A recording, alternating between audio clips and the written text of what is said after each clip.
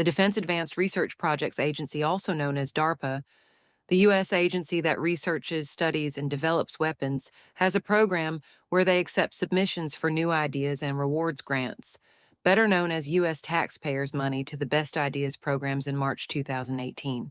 There was a project submitted to DARPA by Peter Daszak, the man well known to most as the mad scientist from Wuhan. I think you will find it more than interesting.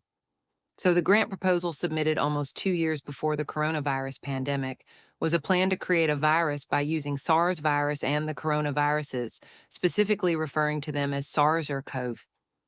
The plan was to insert a furin cleavage site, kind of like splicing it, with a kind of protein from another virus that would make it more contagious. This proposal was actually more terrifying because the second phase was to release the virus into bat caves in the Wuhan province. Then they would study the viral shedding in the bats, how long the virus stays alive, and how long until it leaves the system, and combat it with aerosolized inhaled vaccines. A whistleblower from DARPA came forward years after the pandemic to reveal this grant proposal that DARPA had thankfully declined. To me, the thought of those people releasing deadly viruses into flying creatures was so utterly diabolical.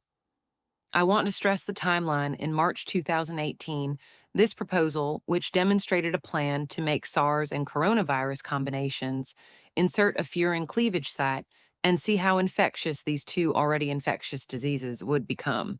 Then in November 2019, a new virus hits the streets with the same exact viruses and a furin cleavage site at the very exact site proposed in that research grant proposal.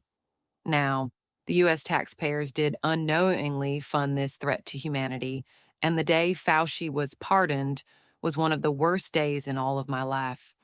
To me, what's worse is these labs still exist, and I am afraid that humanity won't be able to survive another real-life experiment led by the maddest scientists in all of world history.